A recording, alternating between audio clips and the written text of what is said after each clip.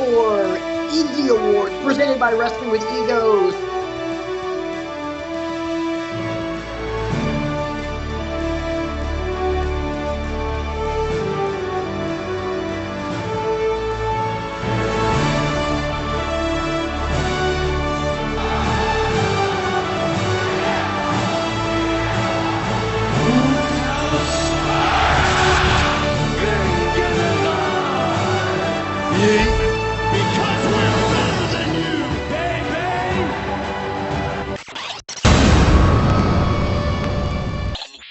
Feel me? Like, for real. Do you feel him, sir?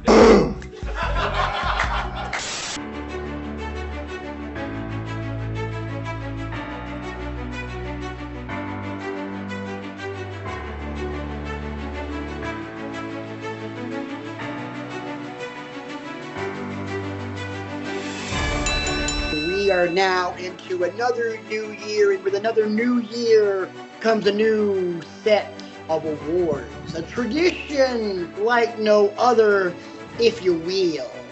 Ladies and gentlemen, please put your hands together to show your love for your 2024 Egie Awards presented by Wrestling with Egos. I am your benevolent, sexy as hell host, Patrick, alongside my equally benevolent and sexy as hell co-host, Brian and KD. Gentlemen, Happy New Year to you both. Happy New Year to you too, sir. Happy New Year and Wabadoo. Finishing off the last of the Christmas nog here. You know, being reflective on the holiday season, but I love award season too, because this has become a tradition like no other here at Wrestling with Egos, where we hand out awards for some of the best and some of the not so best. We'll get to that too. Wrestling we saw in 2023.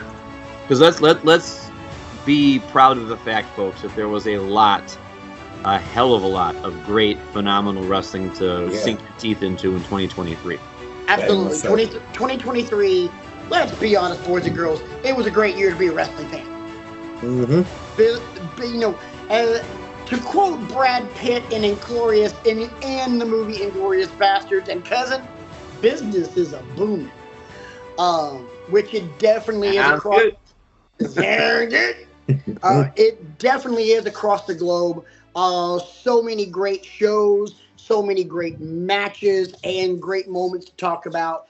And you know, look at this as a year in review, because not only we're going to talk about the winners, we're going to talk about a lot of the nominees. Yeah. And this will be our last foray into 2023, because when we next speak to you, we will be on the highway to hell. I mean, the road to WrestleMania. I'm on a highway to hell. The next time we speak to you, it'll be this is Patrick's favorite part. You better batten down the hatches for this one. It'll be Rumble season. Oh wait, hashtag Rumble season. Sorry. Season. Brian, you do realize that Studio 1C is about 10 minutes closer to your house than 16A was, right? Don't care. I just, I still know where you live. I know where that basement is. I can be in and downstairs and whooping your ass before your wife knows what hit you. I'm still going to get my stuff in. Yeah, you're going to get your shit in like every other damn AEW wrestler known to man. Oh, yeah. Testify. Oh, yes. But let's go ahead and get into it, because we got 9 amazing awards to hand out. And let's welcome our first presenters to the stage, Dustin Hoffman and Carol Channing. Yay! I've heard of one of them. Brian. The first 2 names that came to my mind. I'm sorry. Brian, what is the first category and the nominees? First category is actually a new one for the Wrestling with Egos boys this season. We have Best Entrance. And the nominees are Gunther, Cody Rhodes, Judgment Day, Julia Hart, and Seth Rollins. With an honorable mention for nominations get pulled from. What was that? New Day. Where did nominations get pulled from? New Day. When did they even had an entrance in 2020? Oh, they probably have.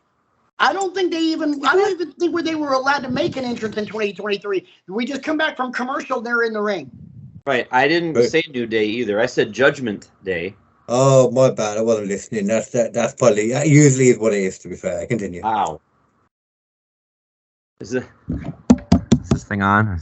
I got one ear. To be fair, I'm working at it. Hey, so I haven't got my gear.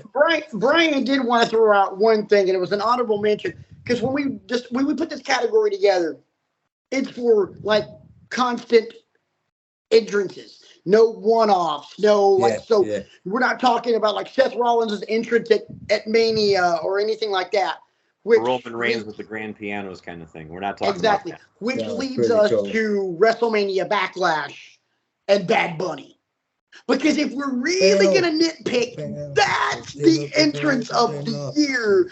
Because sorry, I can't be too Katie's over there. I'll get a band. You know, I'll get a copyright. Yeah. So I can't be too Yeah.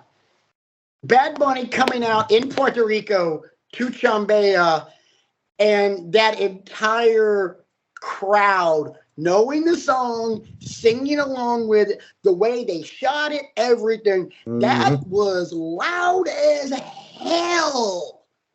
Top marks. I'd like to point out one thing. Samantha Irvin has a microphone, and those speakers are turned up very loud for everyone to hear her announcing Bad Bunny, and that crowd still drowned her out. Mm-hmm. Yeah.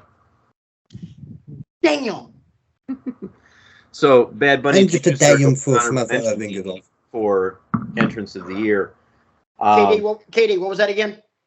Oh, I was just saying again another very damn for Samantha Irving as well, but what you were saying was more pressing, to be fair. For the record, there will be no award given out this year for Ring Announcer of the Year, because why have that discussion? There's only one correct answer, and it's Samantha Irvin. Yeah, she's. Do you know she's on right now? Do you know she's not allowed to do her own Chelsea Green entrance anymore? Yeah, I know, which is disappointing. Yeah. It's very disappointing because that was so awesome. So anyway, your winner of entrance of the year, and there's a funny story behind this. As soon as Brian makes the announcement, I'm here to announce that apparently the house always wins. It goes to Julia Hart. So we were discussing this pre-show, and we were talking about nominees for the award. Brian had never seen Julia Hart's entrance. Pulls it up on YouTube, and I'm going to give you an impression while I'm pretending to look at my tablet. Yep. Oh. Yeah. You can just see the understanding. Scenery. Pretty much what it was. It gets to the part of the house always wins, and you think, oh, Patrick was a little right on that one. I'll just park Cody Rhodes off to the side here for a moment, and we'll give it to Julia Hart. Don't get me wrong.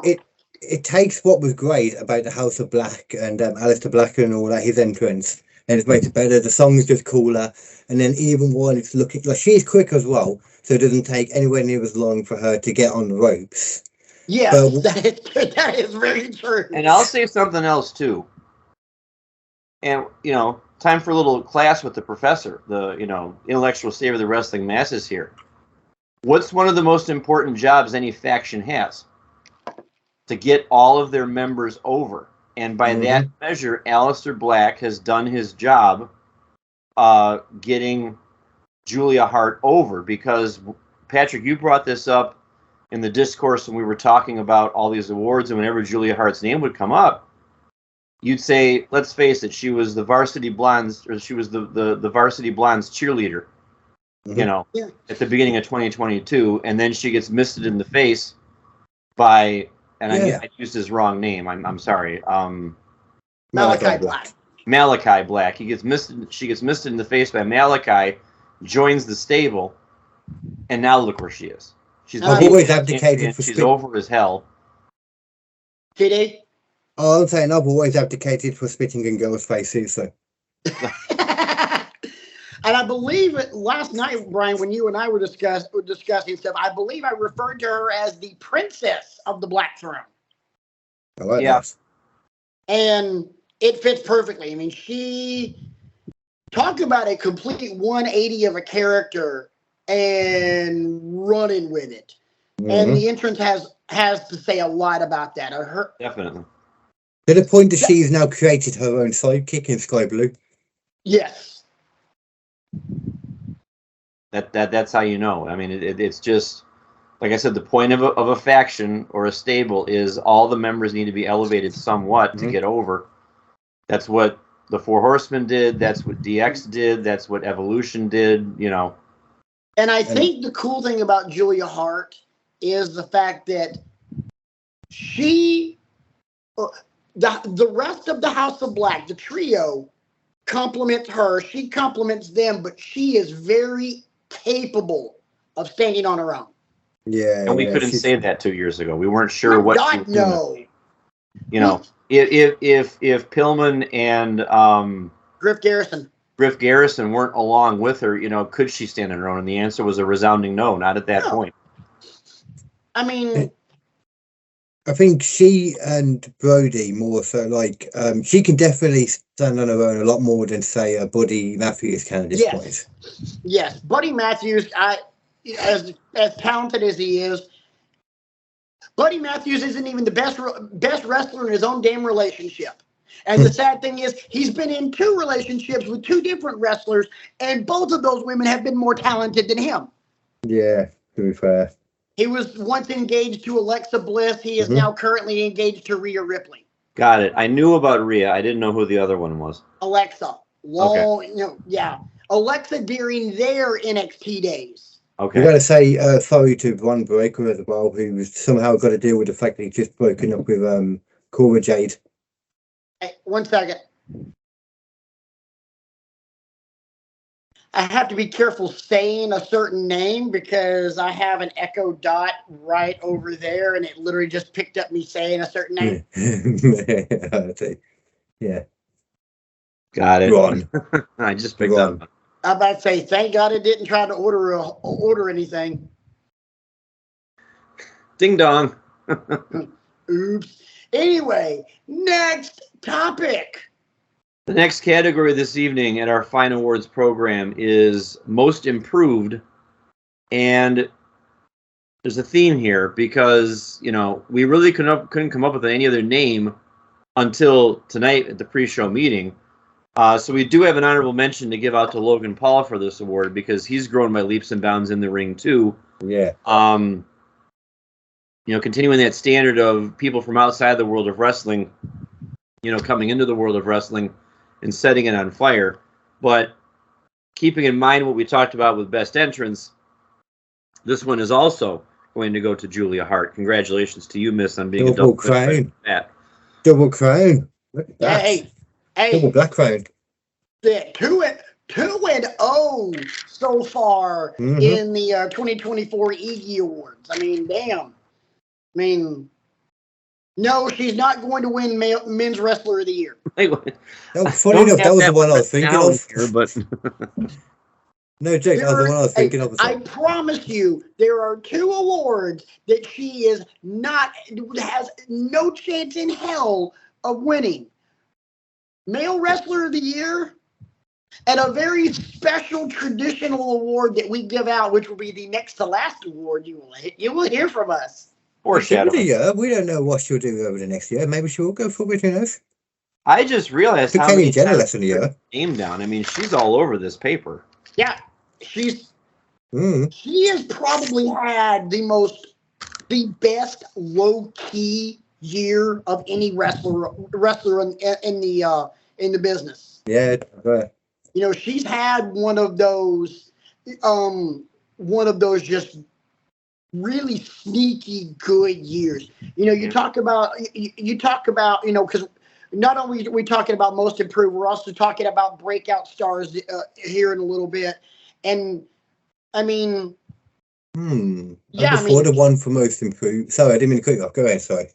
Yeah, I mean, she has grown leaps and bounds. Brian said it a few minutes ago.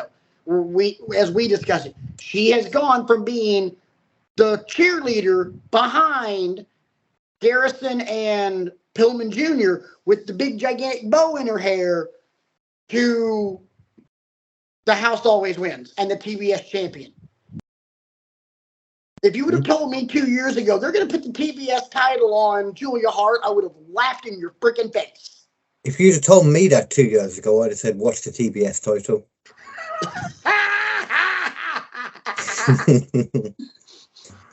Oh, KD always wins. Anyway, I was happy with that one. Moving on to our next award for the evening. This one had a lot of conjecture, a lot of debate, but ultimately we went with a big winner and kind of an obvious winner when you look at all the nominees here. It's Moment of the Year, and this is kind of an interesting exercise for me because it's a barometer of how much was I really paying attention. And I had to scour the brain cells for a lot of these moments because, let's face it, gang, life happens, things happen, in your life, and you don't think about the world of wrestling quite so much as you're able to in years past. But that being said, the Moment of the Year nominees, we have Sami Zayn attacking Roman Reigns at the Royal Rumble. With the weakest set that storyline in motion. We have Undertaker and Bray Wyatt's interaction at Raw XXX. Bad Bunny at Backlash in Puerto Rico, CM Punk returning at the Survivor Series, and the WWE UFC merger into the company known as TKO. Would we like to talk about pluses and minuses first? Let's have some banter and ballyhoo before we actually unveil the winner. I don't think any discussion needs to be made about CM Punk's return at Survivor Series. I think that kind of goes without saying. Yeah, you can literally watch that video and hear that reaction and go, yeah. I mean, it's literally like the ultimate hell freezes over in wrestling kind of moment. We should have thought about another one, best T-shirt, because that T-shirt with that on as well the next day. Oh, great! So amazing. Good.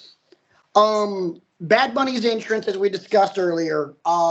First off, that might be actually, if we actually were to do like WWE Show of the Year, AEW Show of the Year, WWE Show of the Year might very well be WrestleMania Backlash, because that show was absolutely electric. I can't remember what anything else that happened. I'm sure there was other good stuff, but I just can't remember. It's been so long some ago. Great matches in there. You had Sammy, Kevin, and Matt Riddle versus all three of Rikishi's kids. Okay. You had Brock and Cody. You had Bad Bunny and Brock and Cody, yeah. Yeah, you had Bad Bunny and Priest. You had I feel like Logan Paul was there for some reason. No, Logan Paul was not there. You had Cody Brock. You had Sammy, Kevin, and Riddle versus the Bloodline. You had Austin Theory versus Bobby Lashley versus Bronson Reed. Bianca Belair versus Io Sky. Rhea Ripley, Zelina Vega. Bad Bunny, Damian Priest in the street fight. And then you had Seth Rollins and Omos in the throwaway match. That was really the only, what I would call, match on the card. Right. Was it a world title then? Or did they even have the world title? Or? No, the world title didn't. The world title wasn't a thing until a couple of months later. Oh yeah, because it was in Saudi, wasn't it? They crowned that one in Saudi. Yeah, but I mean, that show was just absolutely electric. I disagree having the Bray and Undertaker moment on this list, not because I'm not a fan of either one of them, because anybody that watches the show knows that I'm a massive mark for both of them, but it's only a moment now knowing what we know now. It wasn't a moment then. It was just really cool then. Yeah, but it was a moment, but not one of the top moments. Right. What was the other nominees? Oh, Sammy. Merger. Yeah, the merger, yeah. That's huge, really. The idea of WWE being sold, like, that was huge. Any other year, that easily could have been. If it wasn't for what is our eventual pick? This could have been for me, like, because I think this is a bigger moment in the bloodline. I agree, and I think this would be number 2 on the list because with this merger, everything changed. I mean, Vince McMahon is not in the picture at all. Business-wise, he is, and that's where he should stay. He's a good businessman. Not anymore. He is. He's still now. Like, he's still the top man as a CEO or whatever. Oh, he's the CEO, yeah, but as far as creatively is concerned, he has nothing to do with it. And let's be honest, as wrestling fans, okay, yeah, you know, the dollar and cents thing is one thing, but creatively, that's what we care about. Yeah, exactly. We're not talking about the business of wrestling here. We're talking about the business. Yeah. But for me, the other massive moment of the year, just in terms of like, to me, and I said this in pre-show, and these guys can banter on this one or not, there were 2 earth-shattering pops this entire year. One is the one that wins this award, and the other one was when Sami Zayn waylaid Roman at the Rumble in 2023. That was deafening. For me as well, the story beat up after of like Jay, like not being sure of what to do, you know, and then like Jimmy just instantly going for him, and Jay still just being not sure. I don't think he even laid a hand on him the whole time. Quickly. He didn't. I watched it back. I watched it back the other night. As a matter of fact, he didn't touch him. He yelled at him, "How could you do this?" Yeah. Jimmy that super kick. And Jimmy blindsided him. So that all being said, I think we've kind of shown our hand on this one. So I'll go ahead and give this one out. The winner of Moment of the Year is hell literally freezing over and CM Punk returning to WWE at Survivor Series. That was literally that's why we did the podcast on it after, because that was the epitome of the never say never moment that I didn't think would happen from either side, more so from Punk's side. But yeah, he freaking sued them all. Oh yeah, WWE. I mean, he sued them all. Yeah. He probably went to bat and take it down. I thought before all of this happened that CM Punk would be as much persona non grata in WWE as people like Rene Dupree, Raven, and Chris Benoit. And more Chris Benoit. And I'm tipping my hand here a little bit for a later category, but the early returns have been pretty positive so far, and you know it looks so far like one of Katie's predictions from our prediction show to end 2023 might come true. Maybe he will be drama free in 2024. I mean, we're only 8 days maybe the stuff with Seth, maybe the stuff with Seth is mostly angle, and there's a little bit of jealousy, but they can sit down like gentlemen and they can talk about things. But I'm still, given the way the rest of his 2023 went, and given the way I've been burned too many times now by this guy, by saying hosannas about the fact that he's back, I'm going to hold off judgment for a bit. I'm not going to be gushing about, his promos have been great. They've been to the point. They've been, they're telling some good stories. I love the one he cut in Cleveland a couple of weeks ago when Adam Pearce was out there with the contract offer. And he talked about all the ghosts that he's had to face down in Cleveland. He got kicked in the head in Cleveland to lose the World Heavyweight Championship the one year. He debuted in Cleveland with Mickie James, and then they told him to go to OVW. And I like those trips down memory lane. He missed one, though. He missed one, and it pissed me off. Oh, because he walked out when they were supposed to be in Cleveland, because he also apologized to everybody who bought a ticket to see him. He still missed one. What's the other one? His UFC debut was in Cleveland. Okay. I went to it because it was on my birthday. Okay. Because Stipe Miocic had just won the heavyweight title. For those of you guys that don't know, Stipe Miocic, also from Northeast Ohio. and he was defending the title in Cleveland, and that was the main event. And Punk fought Mickey Gall and got his ass beat. Came out the cult of personality in the whole 10 yards. It was really cool. He must have known. And then the bell rang. He probably hadn't faced down that ghost yet, so I'll give him a pass on that one. And kudos to WWE for keeping it completely and utterly a secret, because there were no spoilers, there were no leaks, there was no nothing. Nope. Which is why I feel like Rollins' reaction was part theater, but a lot of it was genuine. Like, what the hell are you doing here?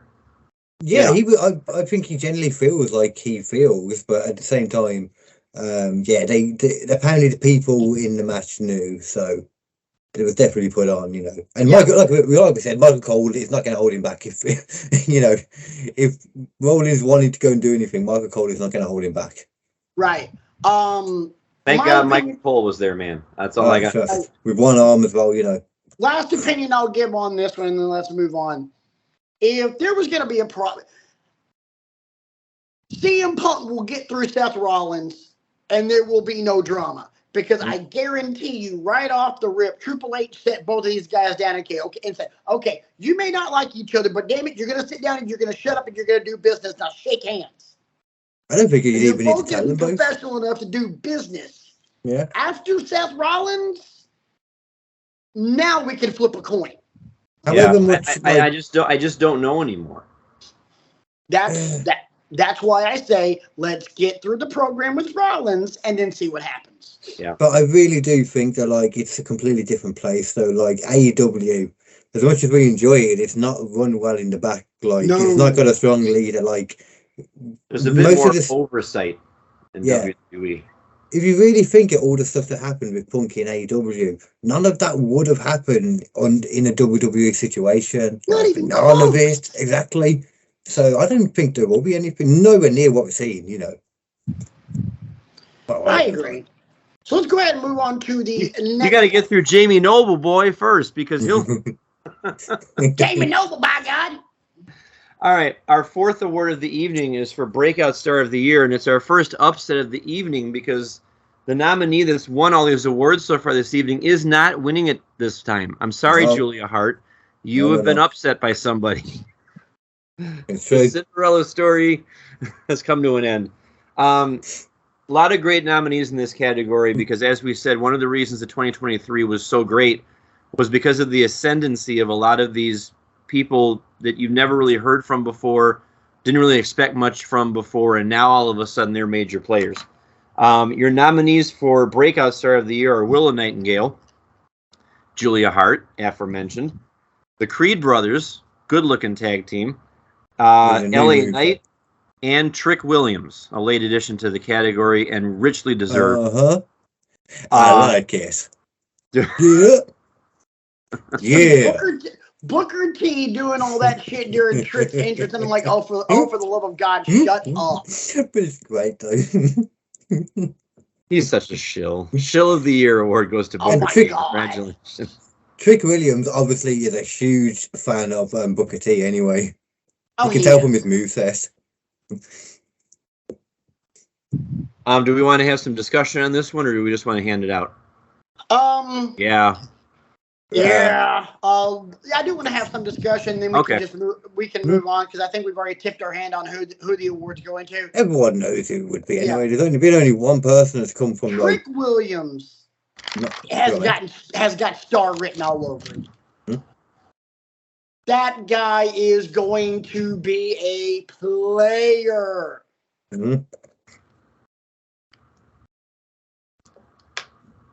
I think you're right. I mean, and I thought he was just an accessory for Carmelo, but now as the 2023 has gone on, it's reversed.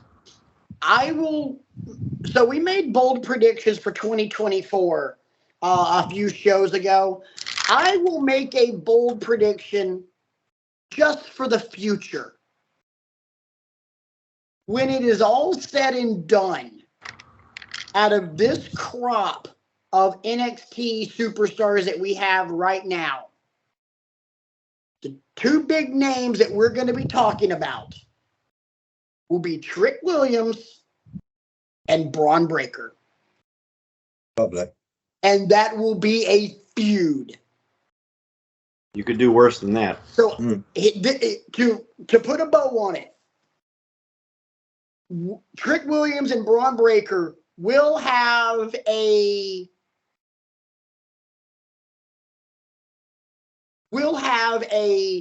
Triple H versus The Rock-esque kind of feud. Oh. Each one making the other one better as they go along, kind of. Each one making them better as they go along, and it will constantly be for a title. Yeah, I can see that. And Got a long way to go. As one moves up the ladder, the other will follow. But all that being said, I mean, we have to give it to the guy who not long ago was in Maximum Male Models. Yeah. Now... That's the thing. Well, when you're talking about like Trick Williams and Braun Breaker, as great as they are, there's already like those spaces are not free, and they're not going to be for a while because of it's more than anything for LA Knight. It's popped up. Yeah. Hey, let me talk to you about this award. With everybody saying Nana a night. And that's just a fact of life. Dummy. I mean, how could it not be him? It's no, there's I'm late to the party on that one, as faithful viewers of the show will realize. Because I spent most of 2023 just like not getting it and not understanding it. But the more matches I see and the more promos I see him doing, I mean, he's obviously found something that works and he's running with. And here's why I laugh so hard when you say you go back to like, yeah, with LA Knight, I didn't get it. He's the modern day Rock. And you were the biggest Rock mark that there ever was. There might be more why he wouldn't get it as much then, because I can understand why some people might think that he's like a Rock rip-off. He's just LA Knight. He's not a new Rock. He's just LA Knight. He's not a rip-off, but there are things that he does that are very, Rock-esque. that are very familiar. The way he leans on the second turnbuckle, and the way he has the hand gestures, and the way he, whips his head back and forth and stuff like that. Yeah. The catchphrase is, if you're going to base it on anyone, though.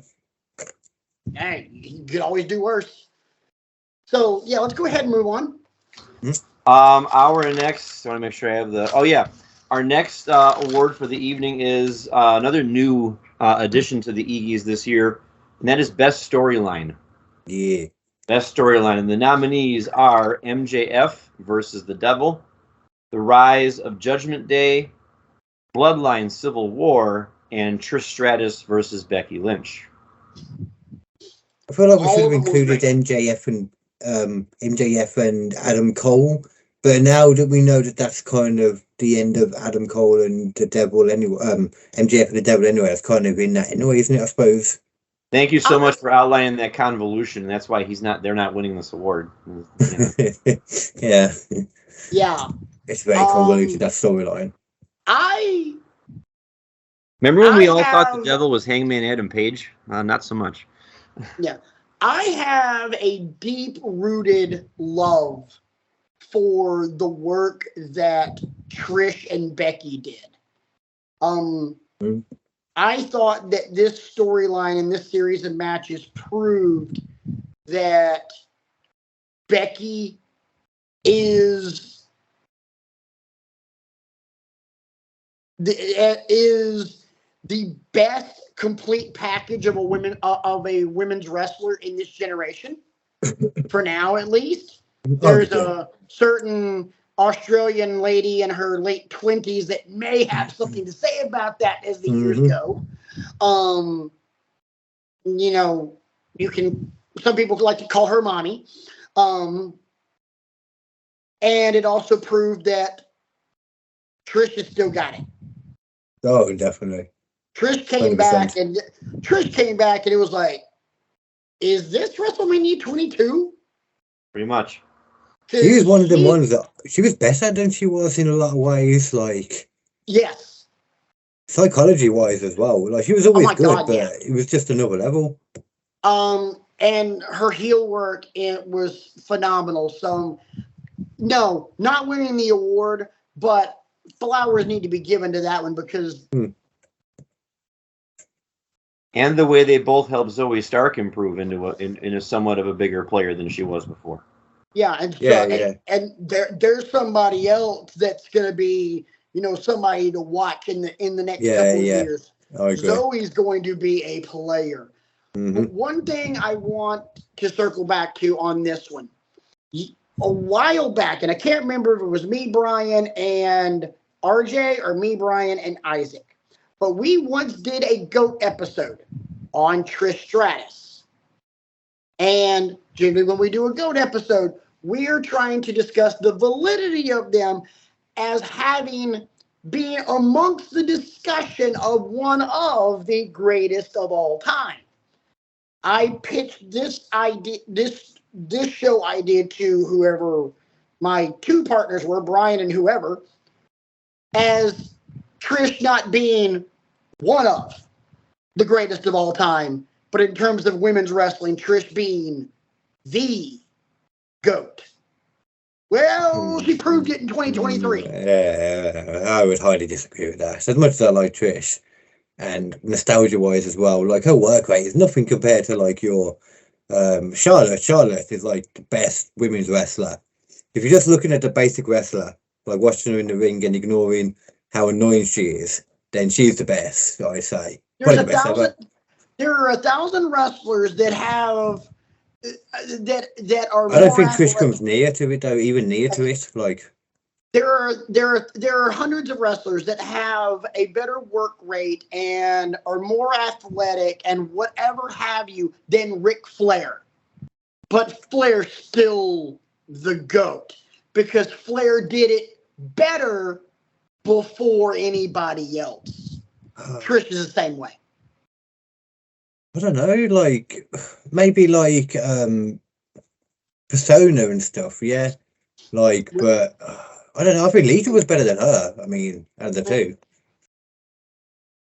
We'll get back to the award show, but I will leave it at this. Without Trish, we're not talking about the Four Horsewomen. Agreed. So, but anyway, the award. Oh yeah, did we do the other thingies? The other nominees? We did. Did we discuss them all? But yeah, I can't remember which ones we carry on. Yeah, we've discussed all that needs to be discussed, I think, because the Rise of Judgment Day was important, but let's be honest, there's only one winner. Yeah, that's the one. How could it be anything else but Patrick?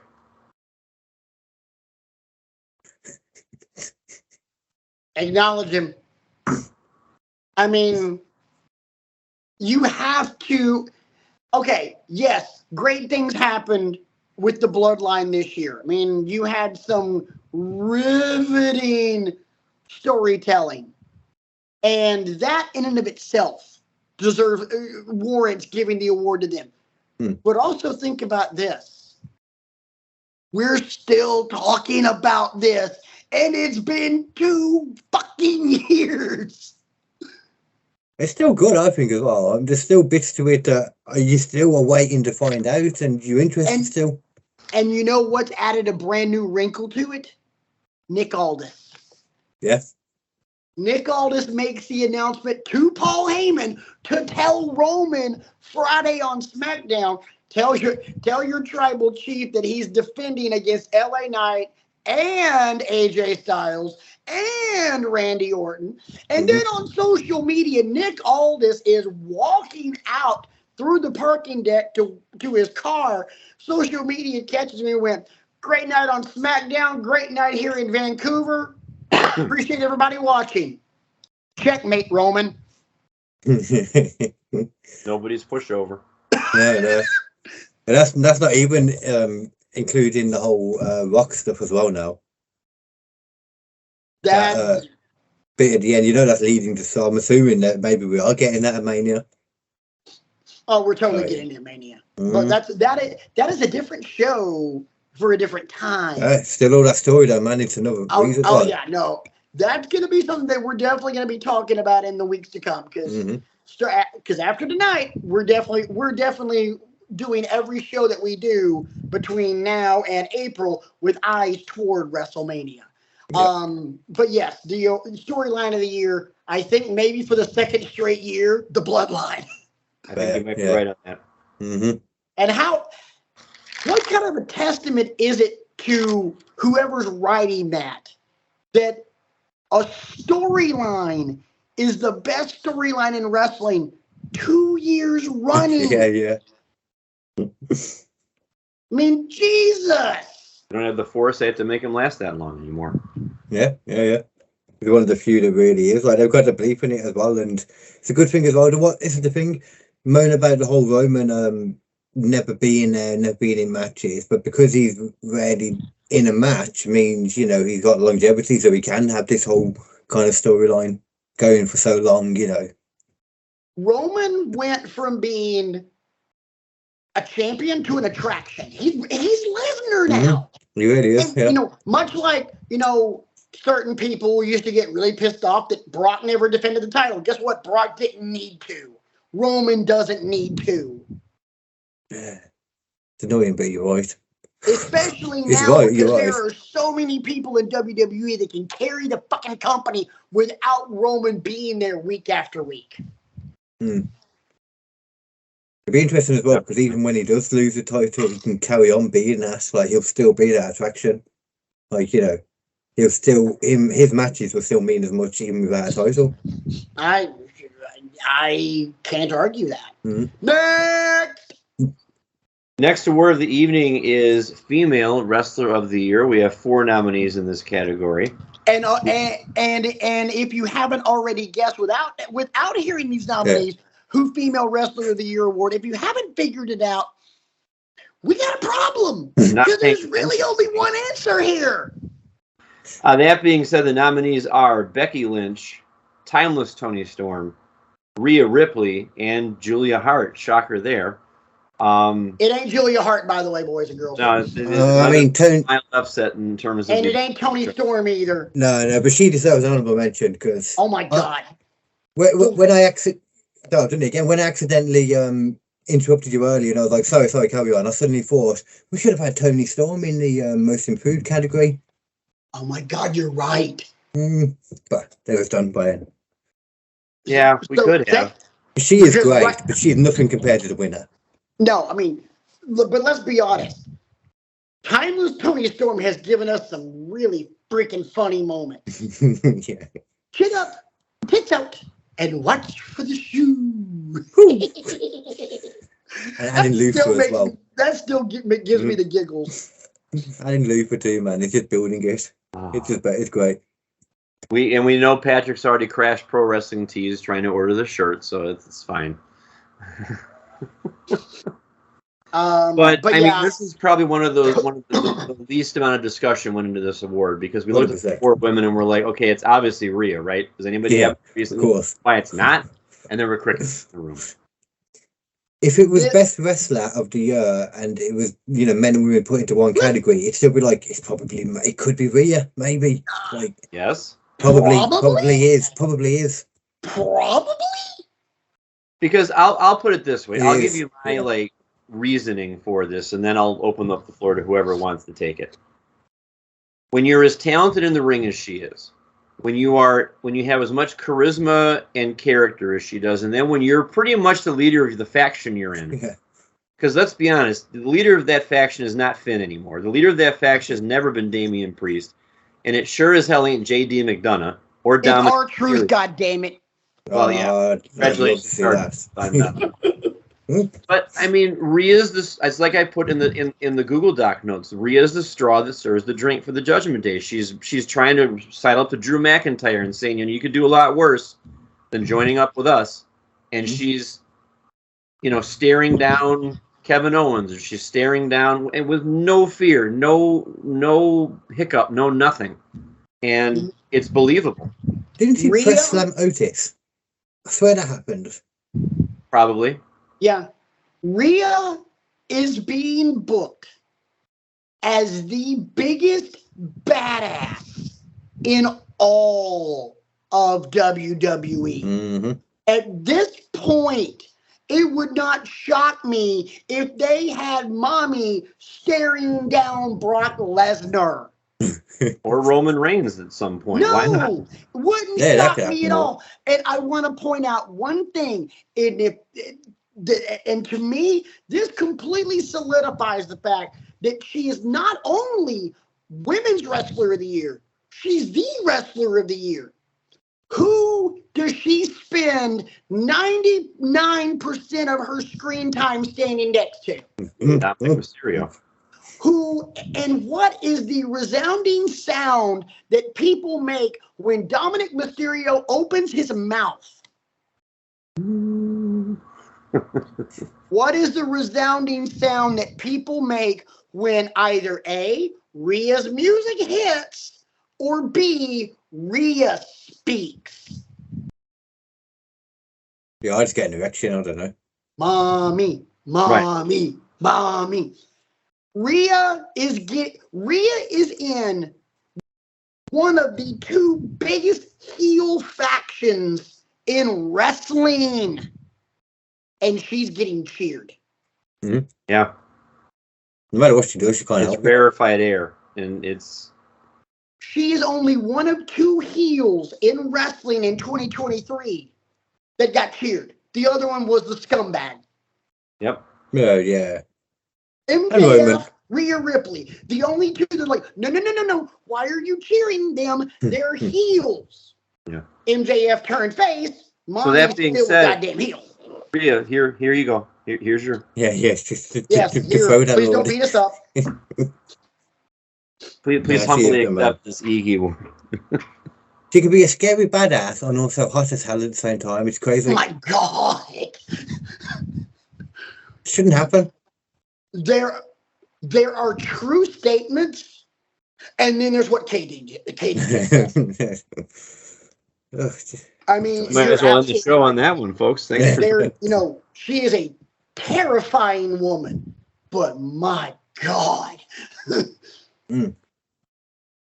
Sorry, Jen, but yes, I would let Rhea Ripley whoop my ass. I don't know what her finishing move was.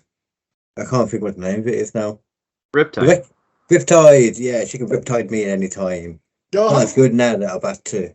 Hey, to quote LA Knight, yeah. Let's reclaim the room here and move on to male wrestler of the year, if you don't mind. Nominees, murderer's row of wrestlers for male of the year. We have Seth Rollins, we have Gunther, we have Orange Cassidy, we have MJF, Will Ospreay, and Bryan Danielson. This is the I'm just going to go ahead and say this, and I will lay out until until they tell me it's my turn to talk. I'm not happy about this one because my guy didn't win. Mm-hmm, mm-hmm. The beautiful thing about having three people, you get a deciding vote. I mean, hey, to be fair, we've been in lockstep on a lot of these. I mean, a lot of these, yes, we have. Like, but that's the beauty of a three-man show. That's one of the hallmarks of the show for every year of its existence now, is that there's always been one award where there's been some fierce, passionate discourse and discussion. And Patrick, you might as well go ahead and lay out the case for your guy. Yeah, I think it'd be more fun to hear Patrick explain the case for his. Okay. Well, I think what we need to do first is we need to give out the award. Because I can't I can't necessarily make my claim for my guy without. Well, in that case, Simon Dean, congratulations, because you are. Oh, motherfucker! I mean, realistically, everyone already knows what the rightful choice is. Yeah. It's MJF. I mean, it's MJF. It's a rightful choice. His story has gone from everything, like Brian put it a lot better in the pre-show chat, but it's just gone from all these beats from like the scummy bad guy to believable baby face, to the point of you need to stop doing what you're doing because you're injuring yourself, and hence why he's not there now. Which it could have been a better ending, but because of everything. I can't argue against that, but my argument for Gunther is simply from January to December, the man was a fucking machine. A 21st century killing machine all year long. You never saw the man have a shitty match on TV with anyone. You There was a lot of smashes. Huh? There was a lot of squashes. Yeah, there were some squashes, yeah, but when there was a high-profile match, every high-profile match stole the show. His program with The Miz around Thanksgiving. His program with The Miz, his program with Drew, his program with Sheamus, his program with Drew and Sheamus, his program with Chad Gable, his program with Otis. True, actually. He German suplexed Otis. I don't remember that, but the thing is, because I don't remember it in my head, I'm just thinking of it, of him doing it to Otis, and then Otis just carries on rolling out the ring like in a ball, like Sonic. Gunther was nothing short of just a machine. And that's why I argued heavily for that one. I mean, I take nothing away from the work that MJF did this year. I just think Gunther was a peg or two higher up the food chain in terms of work rate, in terms of I really want to talk about that match after the fact. MJF had great matches, but there were some matches that MJF had that were high profile. They were like, yeah, that was a good match. Yeah. And that was the end of the conversation. Not like, oh my God, did you see that match on Monday night between him and Gable? Good God. I can tell you one thing that might have swung it for me, for Gunther to have it, which is unfair as well, because at the same time, it's nothing to do with anything that he could have done. It's nothing that he could have changed. Was if he had a bit more like adversity, a bit more. A few times we really thought he was going to lose, but he was just, because he was such a badass, I never really thought he was going to lose it. I can understand. I can see that argument. That's about it though, because now you say anymore, because I forgot as well that he's like broke the record. Has he broke the record now? He's the longest reigning. Yeah, he's the longest reigning Intercontinental Champion of all time. I just watched a clip of him German suplexing Otis. Yowza. Yeah. I mean, but if there was a high profile match, he not only looked great, but he made every one of his opponents look great. I mean, when you lay it out like that, I can see why you're so passionate.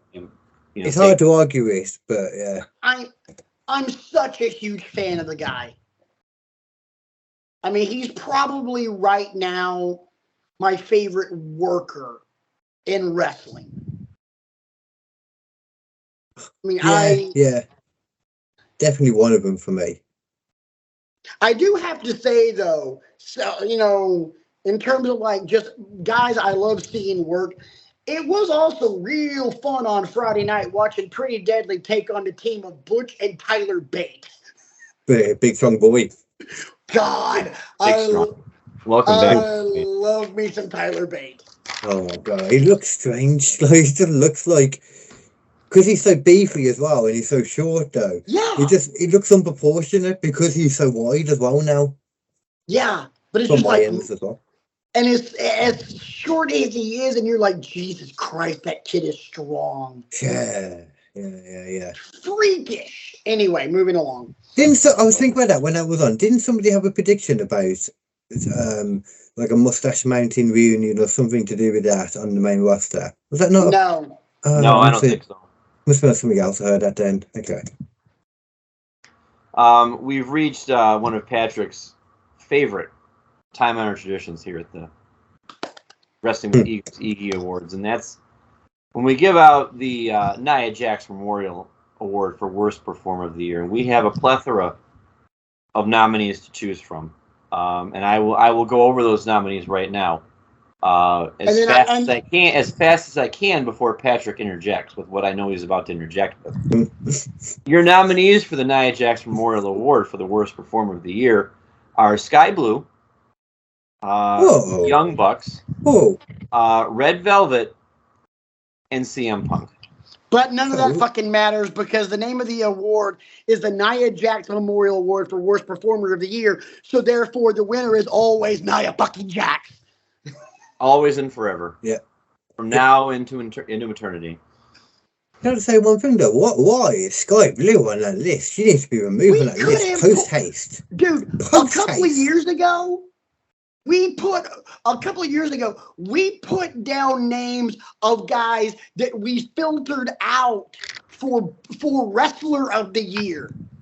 Like we were keeping the nominees to 5, and we had a list of like 12 guys. So like Shingo Takagi made the list for Worst Performer of the Year, and the son of a bitch won the IWGP World Title that year. I will retract my protest. This category has always been kind of a lark anyway, Katie. It's just our running gag. Every show's got a running gag. This show has like 50 billion of them. Yes. I will say, though, one year she did not win it. It went to Ricky Starks. That's right. Ricky Starks. It went to Ricky Starks in like 2020. How come? Because, oh, God, he was god-awful that year. It was literally between him and Red Velvet that year. Just I should always be Red Velvet. Which brings us to the last award of the evening, and the one that there's usually a lot of fierce debate about. And I'll be honest with you guys, I had a hard time with as much great wrestling as we said there was in 2023.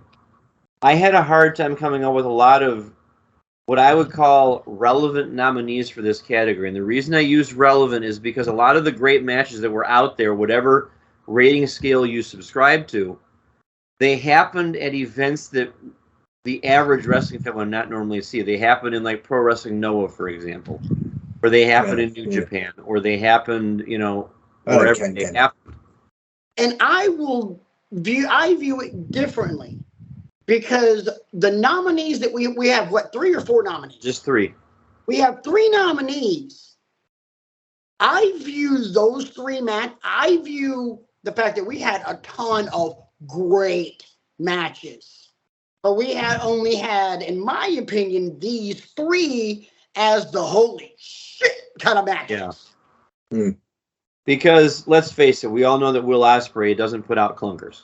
And I could have filled this category up with like 6 Will Ospreay matches, but raise your hand out there in Wrestling with Egos land if you've seen a Will Ospreay match this year. They're kind of hard to find in some cases because you have to have a subscription. You have to have, your buddy's password for this thing or that thing sometimes to find his stuff.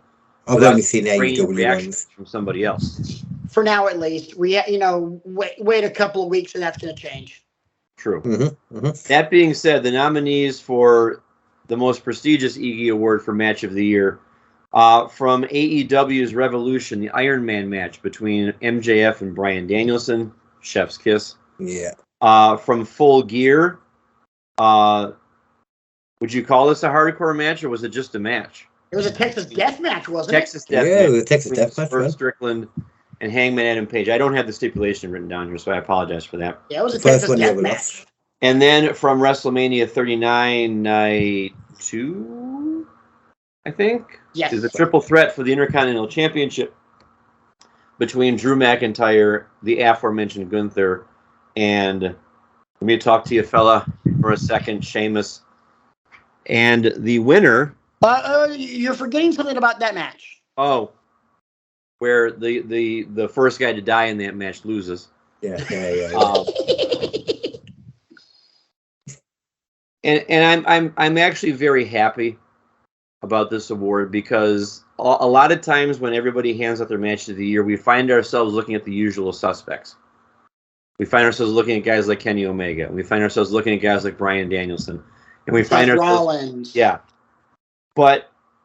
Again, like if you had said, okay, Swerve Strickland and Hangman Adam Page are going to have a match at Full Gear, and it's going to be a benchmark for brutality. and it's going to make you feel things, and it's going to be on pretty much everybody's conversation for match of the year because of the places they took each other. And to get some new blood into this category was very, very refreshing, I thought. That's why they got my vote. And that's why the two of you were kind of in agreement, too. Yeah, and some other reasons as well. They got my vote because was there a match in wrestling this year more brutal than that one? No. Was there a match that was more uncomfortable to watch at times? No. No. Was there better storytelling in a match? Maybe one.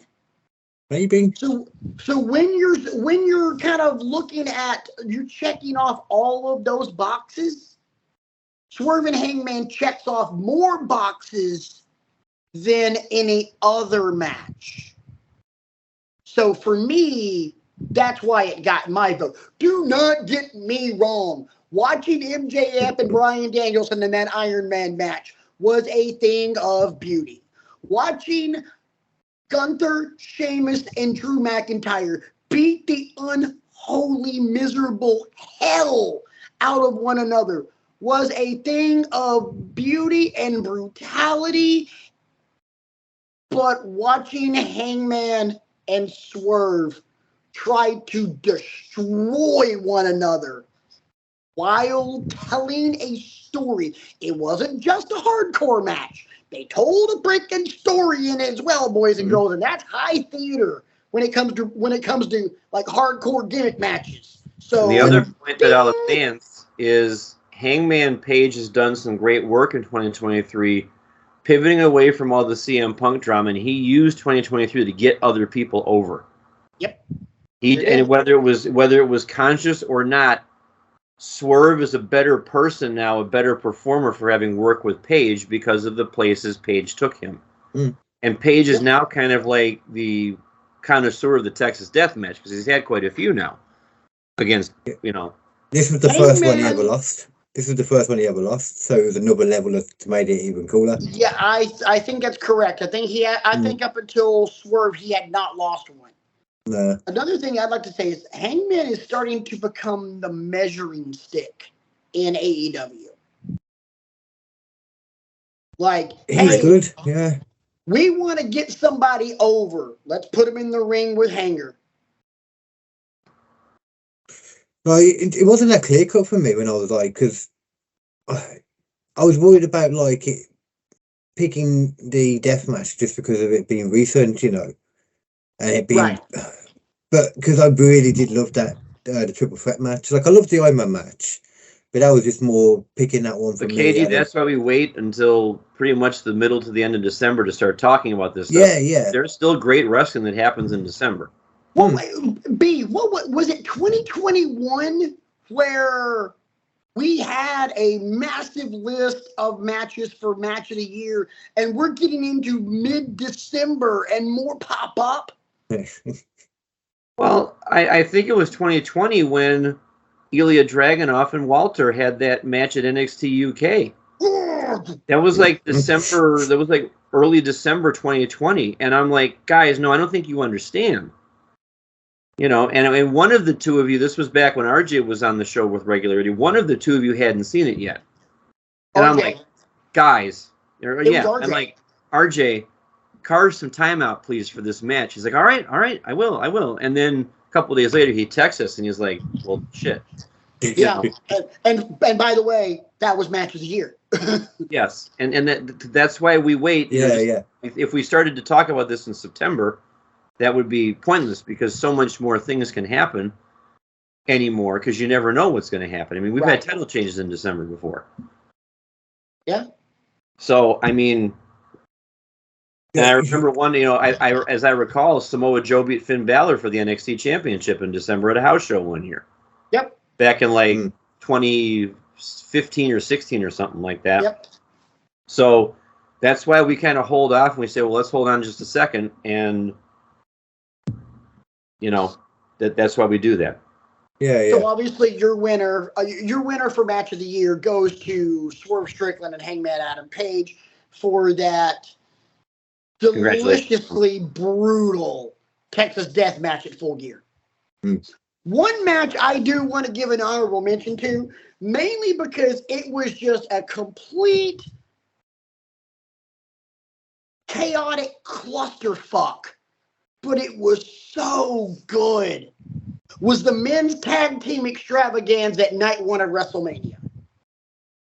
Oh yeah, that was the one that I was like, yeah, that's not gonna be that good. You were like, it's gonna be match of the night. I'm like, it's gonna be the Bloody sleeper awesome match of match. the night. No, it's not. And then Katie in the chat room, David Patrick. Yeah, that was fucking good, man. Hey, I've been really any impressed with it. match where you get, German suplex, Braun Strowman jumping off the top rope for a splash. Oh shit! Hey, where's Braun Strowman gone again? That match was all sorts of bonkers. Because if I'm not mistaken, it was Street Profits, it was Alpha Academy, Strowman and Ricochet, and I can't remember the fourth team. Was it Garza and Angel? Who? Humberto Carrillo and Angel Garza? No, I think they were still in NXT. I think they were back in NXT then. Okay, I might be thinking of the who ended WrestleMania. Maybe the Vikings? Could have been.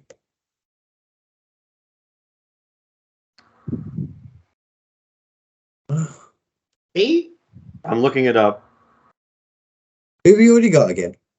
Braun's, Ricochet, Street Profits, Alpha Academy, Viking Raiders. Vikings, okay. Fatal 4-Way Men's WrestleMania Showcase match.